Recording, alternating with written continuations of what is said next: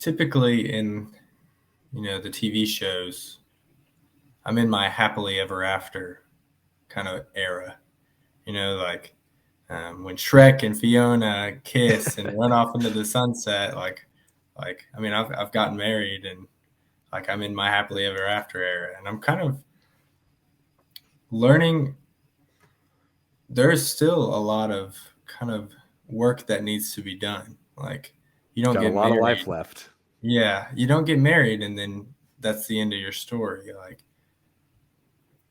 what marriage does is it pushes you to the next thing. It makes you a stronger team than just one unit. It makes you now you got a big fist versus just one fist. But the point that I'm saying is like I feel like now in my mind I'm like, where do I go next? Like I've got I'm pursuing an education, but I'm doing that with the idea of just with other reasons in mind. Like we have a business and I'm trying to learn how to operate that functionally. And I don't know, just kind of where to go next. Cause in my mind, I'm like, I love Jesus. I want to be more like Jesus and I want to learn more about Jesus. And that's what I want my life to be. But as far as like, I don't know how to do that just like in a normal, Connor and I kind of spoke for a couple minutes before the podcast started about how in this area how you can either pursue like you're kind of expected to just like pursue being a vocational ministry of some sort, whether it's in the band or something. And how would you like learning how to operate in the secular world as a believer, as a marriage unit that loves Jesus and wants to represent Jesus? How do you go out into the world as a light, just as the new unit? Like that's what I want to know, because I'm thinking about ministry, I'm thinking about the next steps, and there's so there there's so many paths that could be taken, and yeah, I don't know. There's a lot Well, to learn. well, you're on the right track. The work has just begun for you. Building a household is something you do with your wife, but at the same time, there's something about being a married man that creates a qualitative difference. So here's something that people don't, I think, hear about much, but it's absolutely true. Married men are far more economically productive than single women, obviously, but also single men. Yeah. So if you look at the numbers, generally speaking, a married man makes 70% more on average than an unmarried man. Now, why is that? Well, it's not too hard to see the reasons. An unmarried guy is completely content to eat Fritos and watch football and play video games all day. I mean, his needs are pretty manageable. But when you get little people running around and your wife is, pretty wrapped up with just their daily needs, what do? You think about the future. You think, I got to do some stuff here that only I can do. And it forces you to be more creative. It forces you to be more proactive. It forces you to even be more comfortable with risk and doing things that you wouldn't do if it was just up to just you looking after yourself.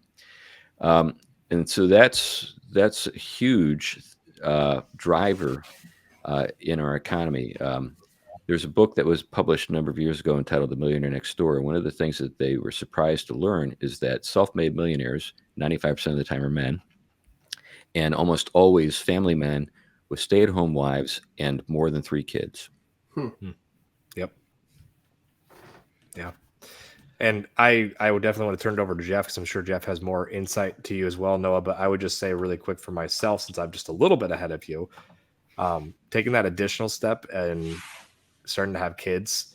I think something that my wife and I had when we first got married is we had this realization that, we were wanting to control that like we had any control we'll wait 2 years before we start having kids. And well, just to be a little bit transparent here, we removed the barriers that were preventing us from having children, and it ended up taking us longer than we expected to be able to have kids in the first place.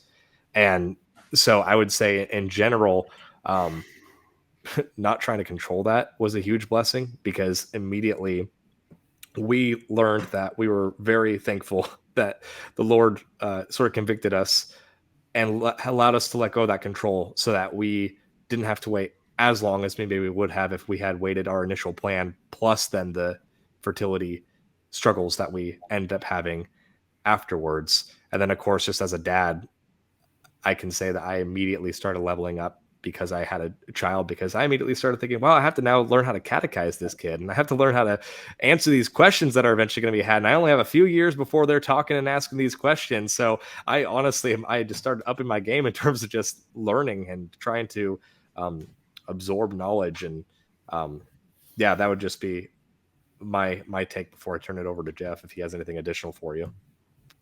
Yeah, babies was where my mind went to. I got married when I was 20, had my first kid when I was 26.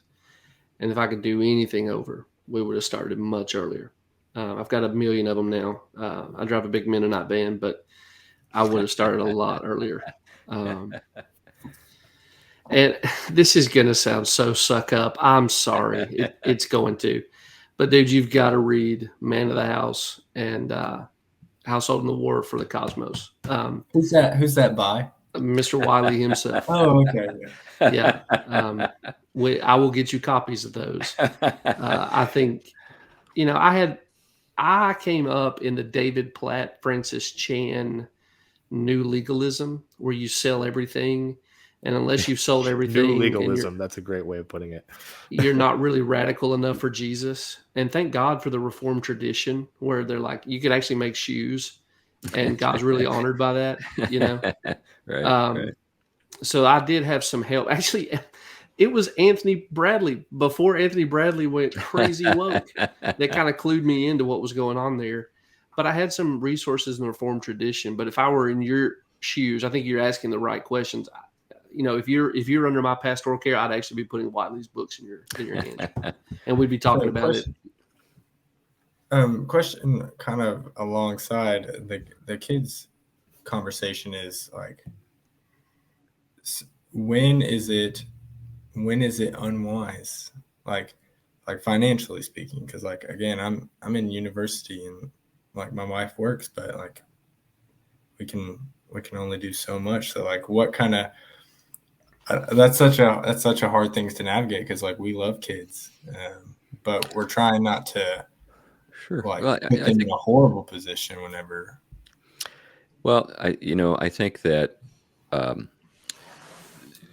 conditions, necessity is the mother of invention, as they say.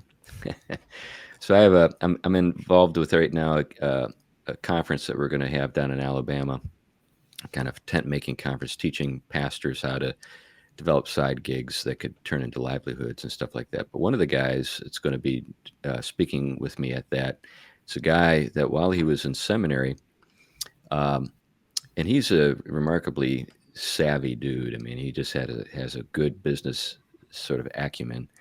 But while he was in seminary, he was living in student housing. He converted the basement into a workshop and started making furniture to sell online. And within like months, his wife didn't have to work anymore. He was a full-time student, and his profit margins were so fat that he was able to say, "Hey, babe, you can just watch the kids. I'm going to be in class half the day and then making furniture the other half." But that's the thing, what I was getting at earlier is that it's when it's no longer just an academic matter, but just like, I got to make this happen. I got to figure out how to bring in this much more money right now. It's amazing, the gifts that God has given you kick in, and you start thinking about things you never would have thought of otherwise, because you're like, I got to make this happen. Noah, that kind of question is something that'd be good to work through with your pastor. But let me tell you something that I believe that was a lie that held me up, or maybe it was a convenient excuse. I thought kids were much more expensive than they really are. Yes. my children eat off my wife. So I feed my wife, and she feeds our kids. Diapers aren't that crazy. I mean, I did cloth diapering. We I still did do. We what currently Dave are. Ramsey said. I went and bought a second washing machine, and that's fine. It can just be the gross washing machine. And I just believed it was going to be some huge catastrophic financial burden. And there are some. I mean, my kids aren't all the way into their teen. My oldest kids aren't all the way into their teen years. I think my expensive years are ahead of me. But getting started, not nearly as expensive as I once thought. Talk it over with your pastor, somebody who can actually look at finances with you. But don't believe the lie that they're going to break you. My wife and I completed 2 degrees apiece, and worked and had kids. And I wish I could. If I had to do over, she'd be home. But I'm just saying, like, the time required is a lot, but you've got it. The money required isn't that much, and you can make it happen. If your parents or her parents, somebody lives nearby, it'll be even it'd be even better.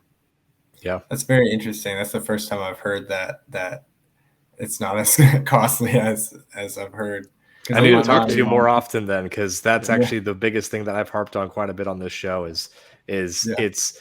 I mean, I'm in the beginning stages, and Jeff's right. It's not that bad. I'm sure it will be expensive in the teen years when they want to be involved in everything, but right now.